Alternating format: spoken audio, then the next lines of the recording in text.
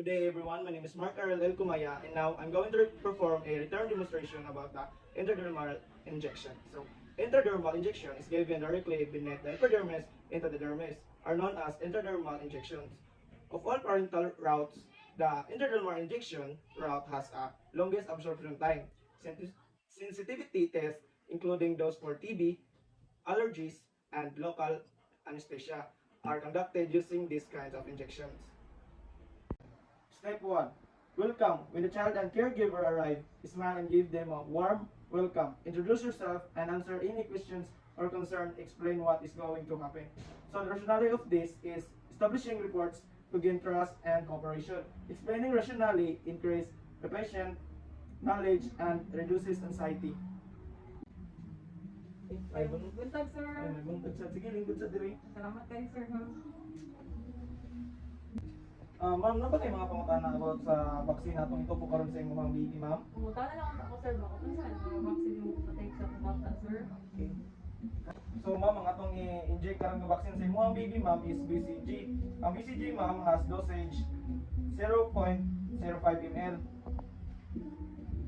Step number 2. Prepare the vaccine as per agency policy. Ensure all vaccine is properly identified.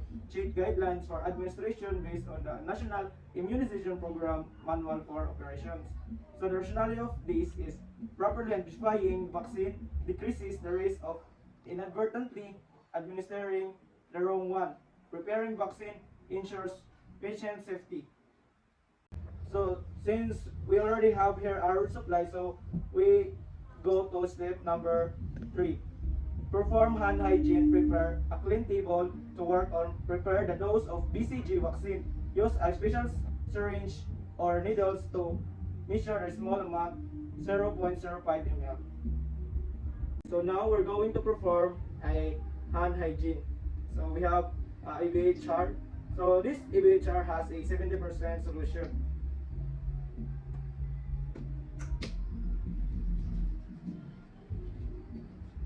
Let it dry.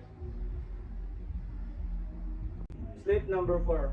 Gather all the supplies. So for now we already our supplies. So assuming that this is a BCG vaccine. So for now we're going to step number 5. Close the door or pull the besides curtains. And the rationale of that is this provides patients privacy. So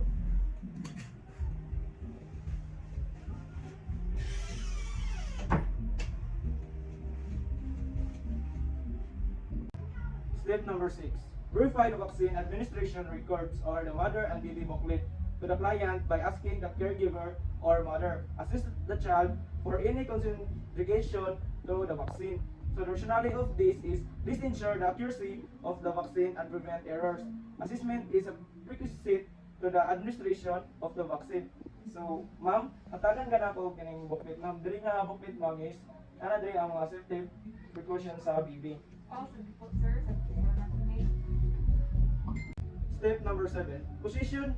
Use the cuddle position with infant upper right arm facing upward. So, ma'am, atong i-lugar nga to ang baby sa upper right arm. Kaya inject sa karon sa iyang right arm. Step number 8. Select the appropriate site for the administration. Assist the patient in appropriate position as required. So the rationale of this is the site should be free from lesions, rashes, and moles. Selecting the correct site allows for accurate administration of vaccine. So, ma'am, nakay ka na rashes or moles ang baby? Wala man, sir. So, kay wala man. So, proceed na ta sa step number 9. Step number 9. Perform hand hygiene and apply non-sterile gloves. Rationale of this is gloves help prevent exposure to contaminants. And now, I'm going to perform hand hygiene. So, we have here, EBHR has a 70% solution.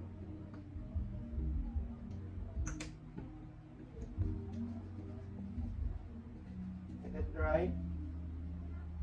And now we're going to use a non-sterile gloves.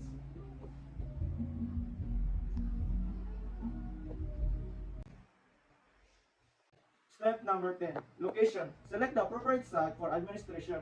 Assist the patient in the appropriate position as required. Cleanse the site of the injection with warm water, not alcohol. Gentle support the skin with one hand. Bevel of the shaft of needle should face upward. So the rationale of this is pathogens from the skin can be forced into the tissues by the needle, allowing the skin to dry, prevent introducing of alcohol into the tissue, which can be irritating and uncomfortable. So for now, ma'am, ako nang i-cleanse ang baby ma'am ha.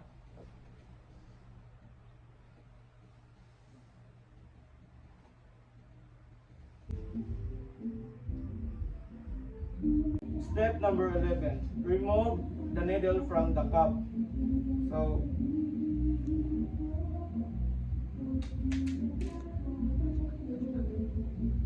the rationale of that is this decreases the risk of accidental needle stick injury.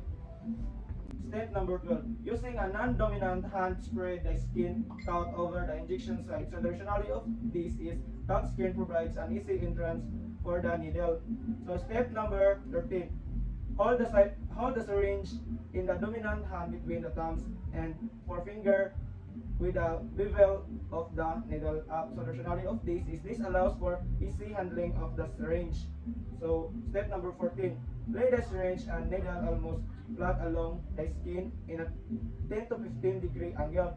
Gently insert the needle into the dermis of the skin. Press the plunger slowly into the dermis with the thumbs. A small bleed or blister should appear on the skin. While the needle are smoothly at the same angle. So the rationale of this is keeping the bevel side up allows for smooth piercing of the skin and induction of the medication into the dermis. Step number 15.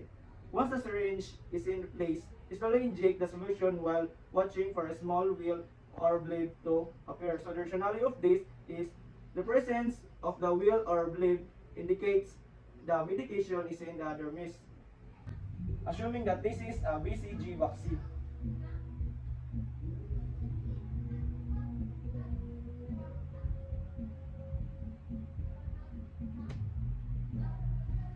So ma'am, inject nyo na ito si baby mga.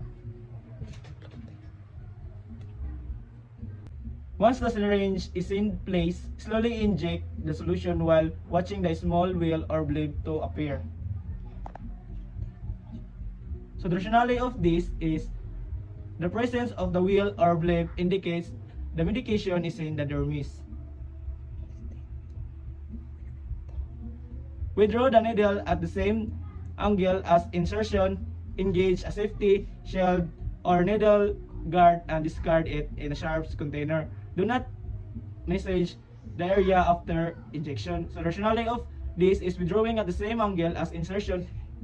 Minimize discomfort to the patient and damage the tissue. Proper needle disposal prevent needle stick injuries.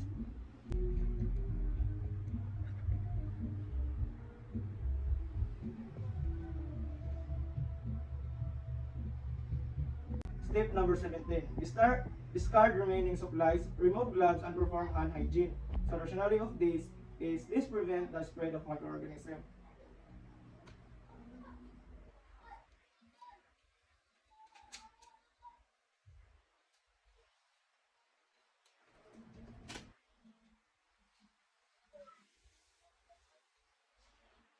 And now we're going to perform hand hygiene. I have ABHR, which has a 7-day solution.